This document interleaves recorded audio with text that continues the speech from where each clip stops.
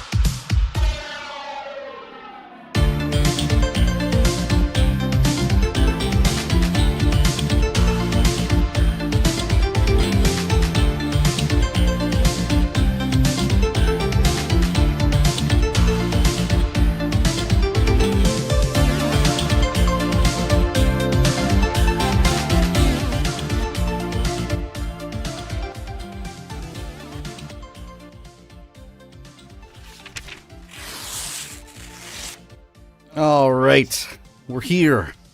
We're doing it again. It's just a little test stream. See how it goes. Tonight won't be like the real thing in terms of recording. So I'll get into that here in just a second.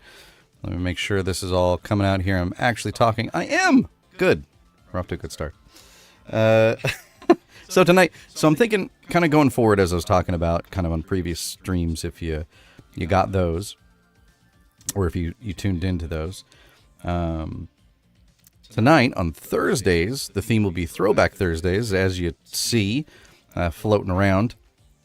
And we're going to be reading some public domain stuff. And the idea is to, not only read the stuff, but also record that for, I believe it's LibriVox. I still need to look it up. I haven't had a lot of time. That's the goal, is to record it for that, for the nonprofit for the seeing impaired, and get a full audiobook recorded out of the session while we're doing it, and then put it up on there. So that's the goal. And since Norse mythology is fascinating to me, I don't know if you've seen the TV series Vikings. Fantastic. If you haven't, you love Norse mythology, check that out. It's great. On your streaming platforms of choice. I can't remember which ones I watched it on now. I don't think it was Netflix. I think it was another. It might have been on Prime or HBO or something. I don't remember, but it's good. Remember that. Sounds like I don't remember much, but anyways.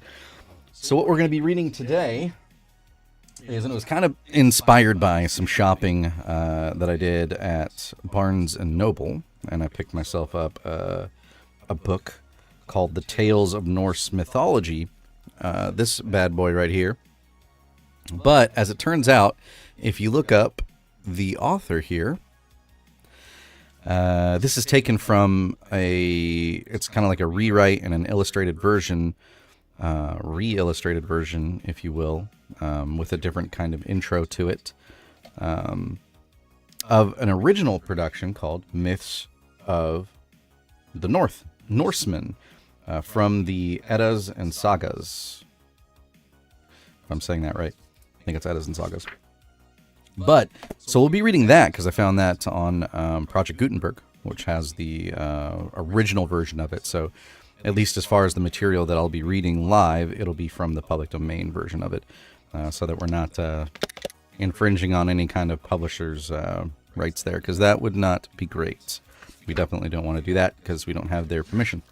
So, I will not be redistributing this publication, reproducing it, or storing it in any kind of system in any form, including electronic, mechanical, photocopying, recording, or otherwise. There you go. Says right at the cover. So we won't be doing that. We'll be using the project. I keep wanting to say product. Project Gutenberg. I have it up on that screen. That's why I keep looking over there. But anyways, I'll try to, I should also try to kind of show some of the images that are in there, because it does have some illustrations from the original. And I've noticed kind of throughout the Barnes & Noble version, rewrite version of it, that it has it kind of as like the first page to the beginning of the sections, to the chapters or whatever, as they're broken down, which is kind of cool. It's like a blown up version of it. But I should rig up a way that we can show that. Maybe I'll capture them kind of in advance and throw them up from Project Gutenberg's site, as it were. But something to work on, and then I got to work on still getting in the booth and doing that. So tonight after this, I've got to record a short horror story for theotherstories.net, and then I have to get some more recording done on my audiobook. But tomorrow I will try to make some time to research that so we can get that going for next week, because that would be friggin' awesome, being able to stream live from inside the booth. A really nice one. So that'll be cool. I think I pulled this up correctly on the iPad. If not, what I'm going to do real quick, live, as we speak, I'm just going to copy kind of the first little part that goes with it. What should I do? Should I just do the chapter 1 or the introduction? Maybe I'll do the chapter 1. Myths of Creation. Is that all within chapter 1, or is that... Okay, so it's broken down by kind of all of the Norse gods, it looks like, and all the important characters. So it has like a little in the beginning kind of deal, probably setting us up for the whole thing. And then we have a chapter literally on Odin, Frigga, Thor, Tyr, so on and so forth, all the way down. We've got some names in there that I do recognize. Loki, all that kind of stuff. Sections on the giants and the dwarves and the elves. The Sigurd saga. Oh, sweet. Okay. This is going to get some cool stuff. I'm excited to kind of read this, which is why I picked it up, right, to begin with. But this will be really, really, really cool, I think. Okay, so let me copy. Does that go down to...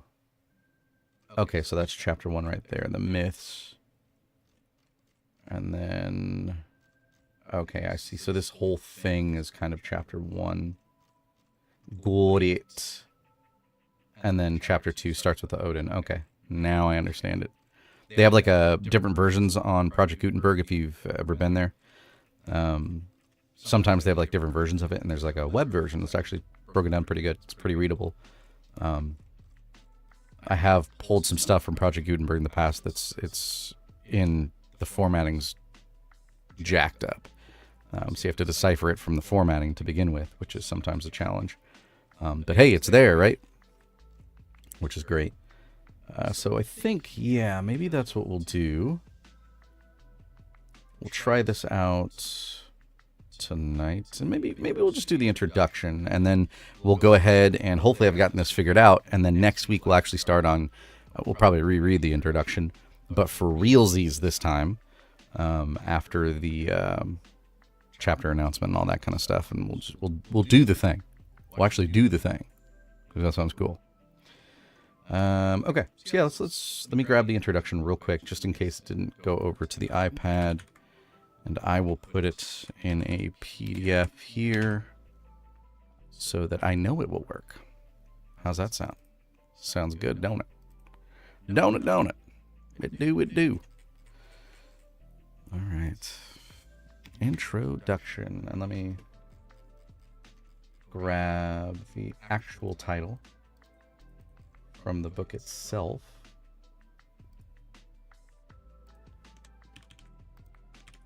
There we go. And then save this. So basically what I do is I usually, save it to... No, you don't know, so I'll tell you. I save it to a Google Drive, and then I pull it up on the network, on the Google Drive on the iPad through iAnnotate. And that's how I usually just kind of scroll through my stuff. There we go. Stream books. There we go. Myths of the Norsemen. Ta-da! Let's look this up real quick, just to make sure.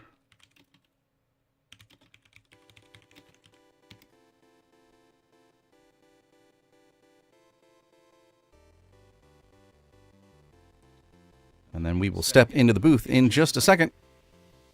I know you're all waiting on bated breath. This could go any slower, would be great.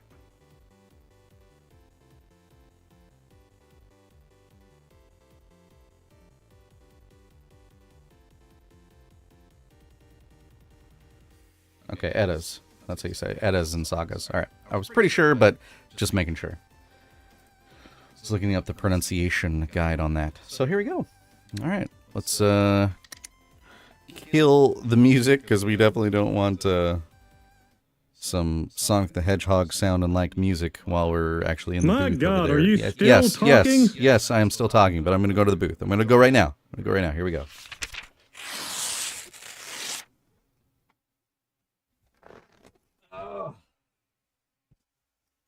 Okay. Here we go. Here we are. I, for one, am going to be really excited when we can move into the booth downstairs. All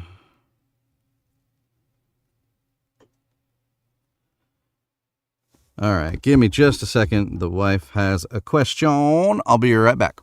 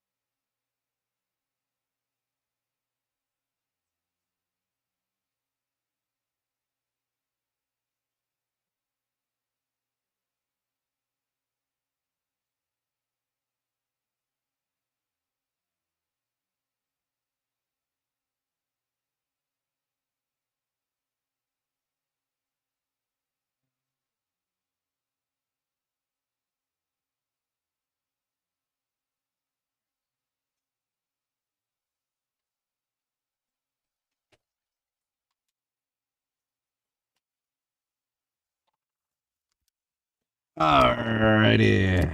I'm back. I swear, I'm back. Let's do this thing. Alright. I know I made that be right back screen for a reason, right? Right. Okay. Alrighty. Let's do the thing, shall we? Pull it up on here. And get iAnnotate going. We did a poetry stream last night, and that was really cool. Poetry's from the community. Poetry from the community of poets on the same page Discord. If I could talk, that'd be great. It was really good. So we learned a lot about like the structures and what a rondel was and a sonnet and a limerick and all the rules to it and, haikus and all that kind of stuff. It's really cool. And it was really cool like seeing them like in after we learned what they were, like seeing a full poem being done. It was really cool. There we go. I was looking for the folder. I'm like, where's that folder? All right, here we go. Let's convert that over to PDF. Perfect. Okay.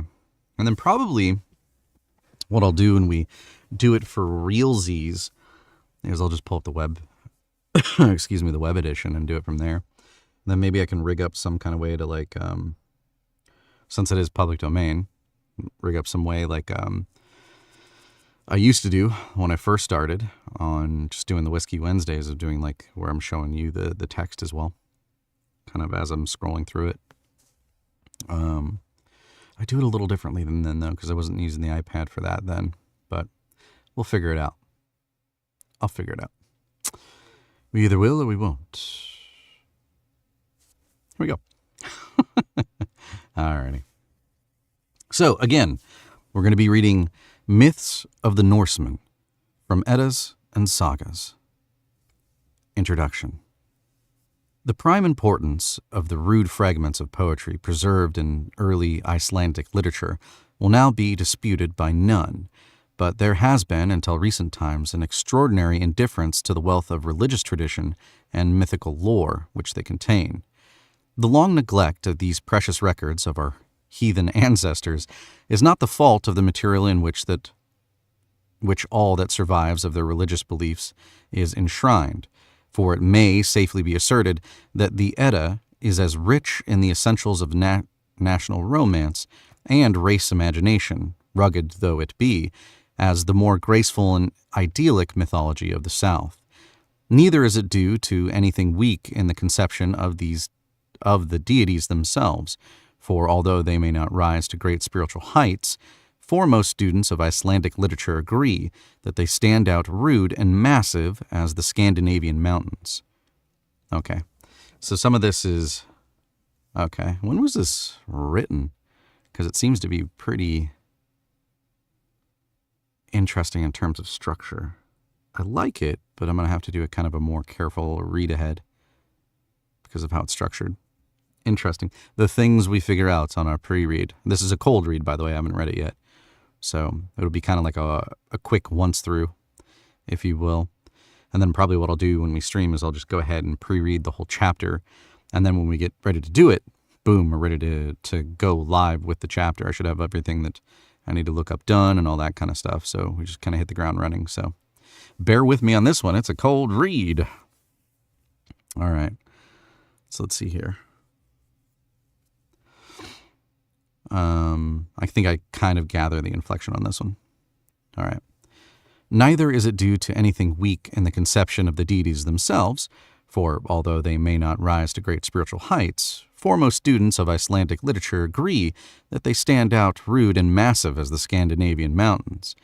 They exhibit a spirit of victory, superior to brute force, superior to meter matter, a spirit that fights and overcomes. Oh, mere matter. I'm like, meter matter? What? It's funny what your brain will throw in there. All right. They exhibit a spirit of victory, superior to brute force, superior to mere matter, a spirit that fights and overcomes. 1. Even where some part of the matter of their myths take from others, yet the Norsemen have given their gods a noble, upright, great spirit, and placed them upon a high level that is all their own. 2. Can you hear that loud car? We won't have that in the booth. Be pretty much blocked out. Oh no, that's an aircraft. Hear it? Oh, it's really loud. It must be firing pretty close.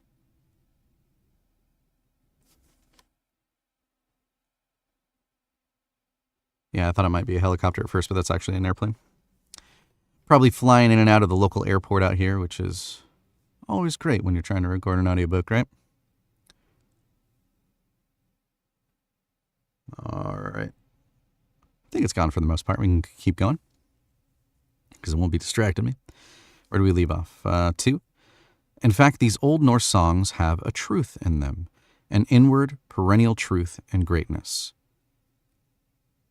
There's a weird footnote of XII. But it should be, well, there is a 3.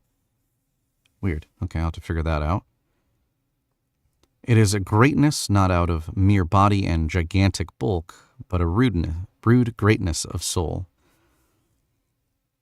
Well, it must be like a quote within the second little iteration here. It's weird because it doesn't, I bet when this was originally written, it was like spaced down like 1, 2, 3, and then this one, like the XI, was like a subset of number 2. Interesting. Okay. 3. The introduction of Christianity into the North brought with it the influence of the classical races, and this eventually supplanted the native genius, so that the alien mythology and literature of Greece and Rome have formed an increasing part of the mental equipment of the northern peoples, in proportion as the native literature and tradition have been neglected. Undoubtedly, Northern mythology has exercised a deep influence upon our customs, laws, and language, and there has been, therefore, a great unconscious inspiration flowing from these into English literature. The most distinctive traits of this mythology are a peculiar grim humor, to be found in the religion of no other race, and a dark thread of tragedy which runs throughout the whole woof. And these characteristics, touching both extremes, are writ large over English literature. But of conscious influence, compared with the rich draught of Hellenic inspiration, there is little to be found, and if we turn to modern art, the difference is even more apparent. This indifference may be attributed to many causes, but it was due first to the fact that the religious beliefs of our pagan ancestors were not held with any real tenacity. Hence the success of the more or less considered policy of the early Christian missionaries to confuse the heathen beliefs and merge them in the XIII new faith. I think we can just skip over those, because I think it's maybe a footnote reference that I don't see the footnotes for, but maybe it might be down at the bottom. So we're going to skip those from now on. Merge them in the new faith. An interesting example of which is to be seen in the transference to the Christian festival of Easter of the attributes of the pagan goddess Easter, from whom it took even the name. Northern mythology was in this way arrested ere it had attained its full development, and the progress of Christianity eventually relegated it to the limbo of forgotten things. It's comprehensive and Its comprehensive and intelligent scheme, however, in strong contrast with the disconnected mythology of Greece and Rome, formed the basis of a more or less rational faith, which prepared the Norsemen to receive the teaching of Christianity, and so helped to bring about its own undoing. The religious beliefs of the North are not mirrored with any exactitude in the Elder Edda. Indeed, only a travesty of the faith of our ancestors has been preserved in Norse literature. The early poet loved allegory, and his imagination rioted among the conceptions of his fertile muse. His eye was fixed on the mountains, till the snowy peaks assumed human features, and the giant of the rock or the ice descended with heavy tread, or he would gaze at the splendor of the spring, or of the summer fields, till Freya, with the gleaming necklace stepped forth, or Sif, with the flowing locks of gold. We were told nothing as to the sacrificial and religious rites, and all else is omitted which does not provide material for artistic treatment. The so-called Northern mythology, therefore, may be regarded as a precious relic of the beginning of Northern poetry, rather than as a representation of the religious beliefs of the Scandinavians, and these literary fragments bear many signs of the transitional stage wherein the confusion of the old and new faiths is easily apparent. But notwithstanding the limitations imposed by by long neglect, it is possible to reconstruct in part a plan of the ancient Norse beliefs, and the general reader will derive much profit from Carlyle's illuminating study in Heroes and Hero Worship, a bewildering, inexorable jungle of delusions, confusions, falsehoods, and absurdities, covering the whole field of life. He calls them, with all good reason. But he does go on to show, with equal truth, that the soul of this crude worship of distorted nature was a spiritual force seeking expression. What we probe without reverence, they viewed with awe, and not understanding it, straight away defiled it, as all children have been apt to do in all stages of the world's history. Truly, they were no hero worshippers after Carlyle's own heart, and skepticism had no place in their simple philosophy. It was the infancy of thought, gazing upon a universe filled with divinity and believing heartily with all sincerity. A large-hearted people reaching out in the dark towards ideals which were better than they knew. Ragnarok was to undo their gods because they had stumbled from their higher standards. We have to thank a curious phenomenon for the preservation of so much of the old lore as we still possess. While foreign influences were corrupting the Norse language, it remained practically unaltered in Iceland, which had been colonized from the mainland by the Norsemen, who had fled thither to escape the oppression of Harald Fairhair, there we go, after his crushing victory of Hafrsfirth. I'm going to have to look up some of these names, too, and pronunciation of the locations, because I don't want to butcher them. Fairhair, I think, is right, but then Hafrsfirth. I think that's right, Hafrsfirth. There we go. These people brought with them the poetic genius which had already manifested itself, and it took fresh root in that barren soil. Many of the old Norse poets were natives of Iceland, and in the early part of the Christian era, a supreme service was rendered to Norse literature by the Christian priest is this Sigmund? The S and then the A-E together, M-U-N-D. I think that's Sigmund, isn't it? By the Christian priests, I'm going to say Sigmund, that's probably wrong, who industry brought together a large amount of pagan poetry in a collection known as the Elder Edda, which is the chief foundation of our present knowledge of the religion of our Norse ancestors. Icelandic literature remained a sealed book, however, until the end of the 18th century, and very slowly since that time, it has come into its own. To know the old faith, says Carlyle, brings us closer and clearer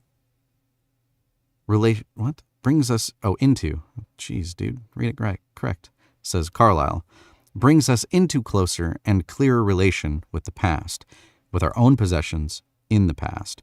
For the whole past is the possession of the present, and the past had always something true, and is a precious possession.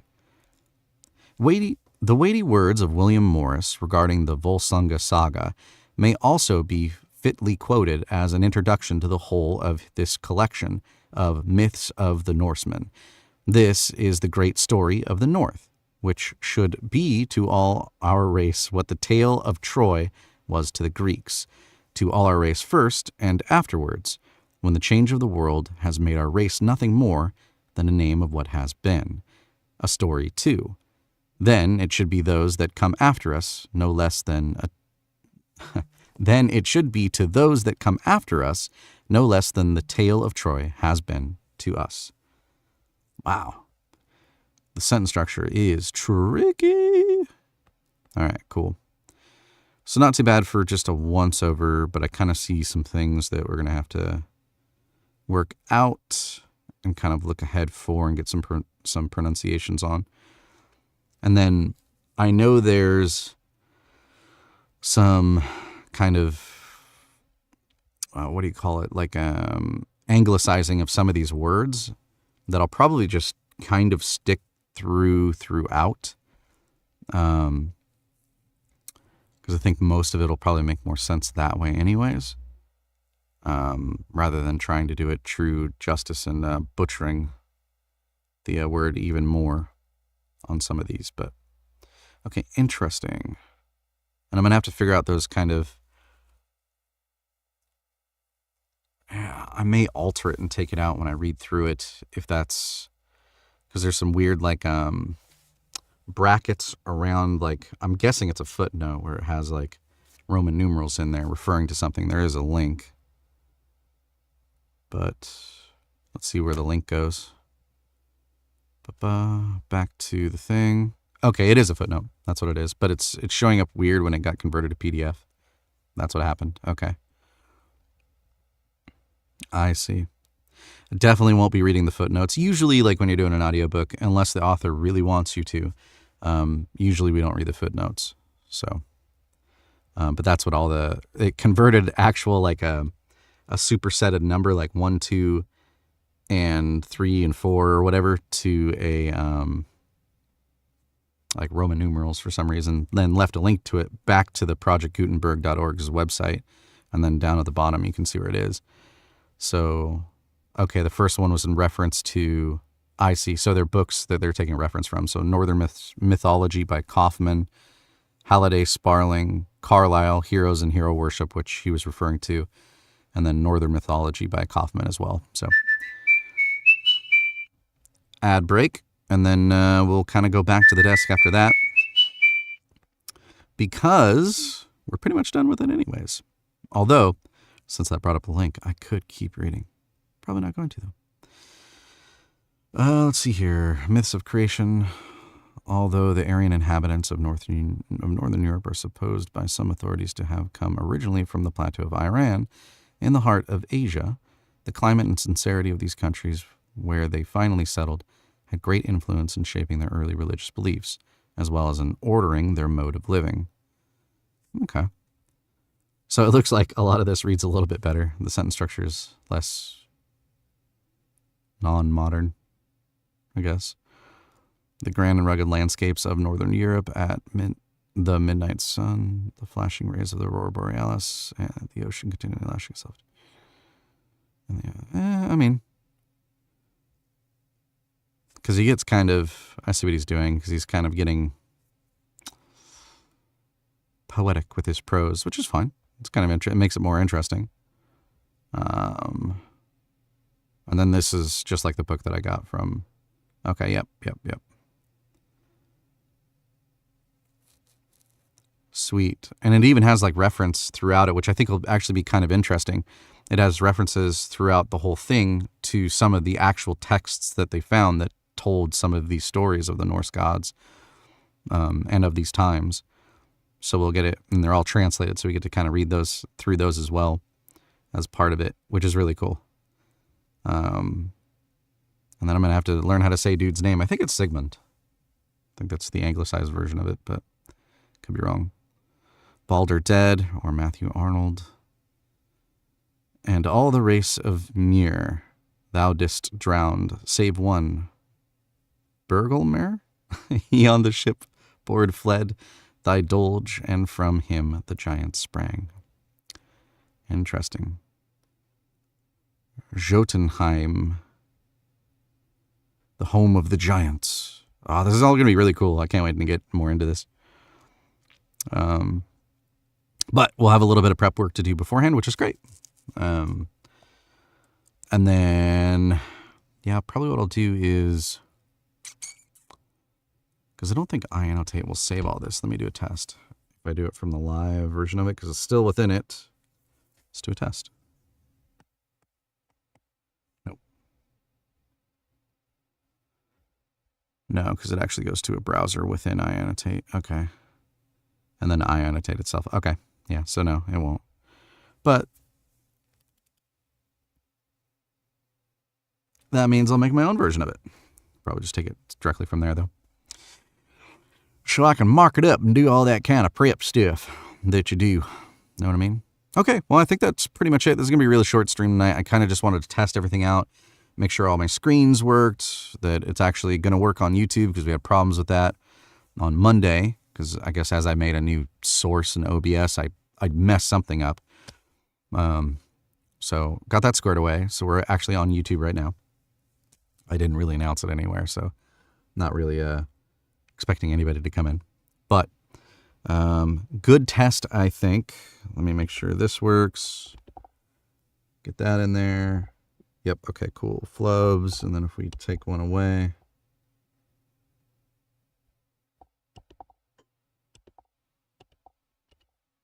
Yep, looks like it's working. And then if I go back to 0, boop, -1. Well, there might be a little bit of programming to do there because I didn't realize you could go past 0. Doesn't matter. I'll never be in that situation anyways, right? Okay, looks like everything's working.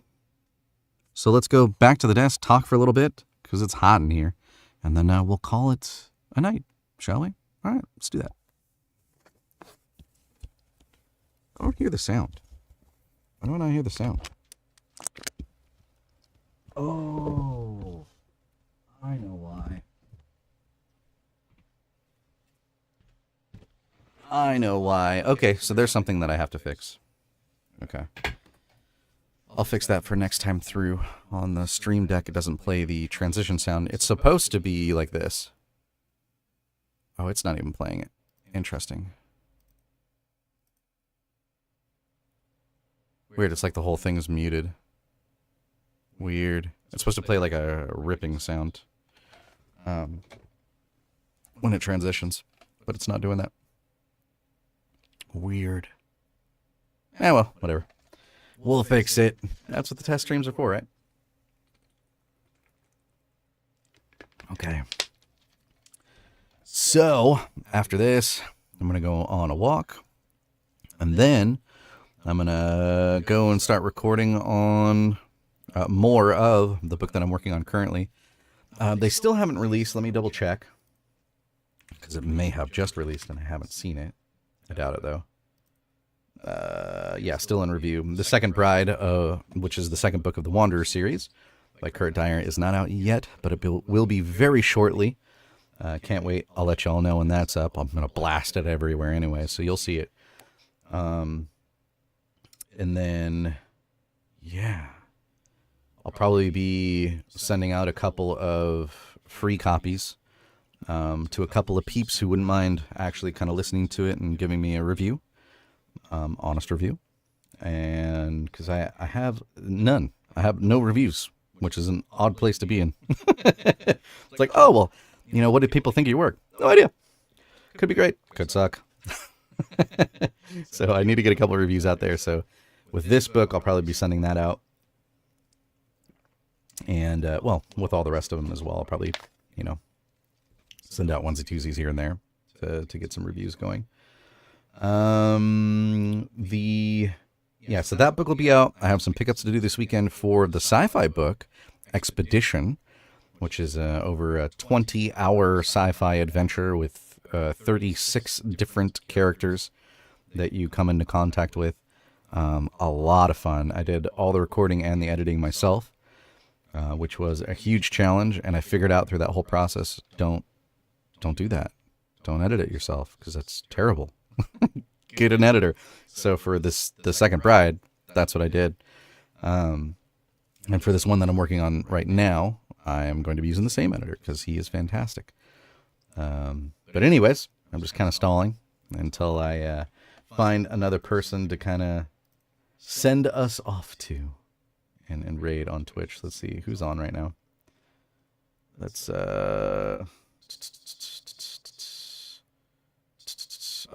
Michael's actually reading tonight, so we might. Oh, spicy fruit salad. You know, let's do the spicy fruit salad thing because we were reading actually their poetry last night, and they were fantastic. So let's do that, shall we? Let's raid over there. Because it's when poor Lee is trying to get a job and he's still dealing with his stage fright. All right, we're doing a little bit of writing sprints. Cool. So let's go over there and pay it forward to them. I will see you guys next Monday, 6 p.m. PST for Macabre Mondays again, and then Wednesday for Whiskey Wednesday, and then again Thursday for Throwback Thursday. See what we're doing there? I'll see you then. All right, let's go. Hey, it played that time. I got that sound effect right. See you guys over there.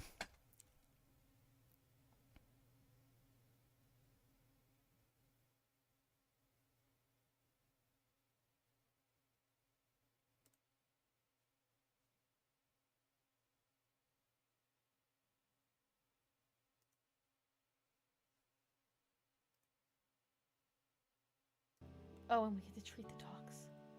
Mr. Asher's being such a good boy. Aw, 456.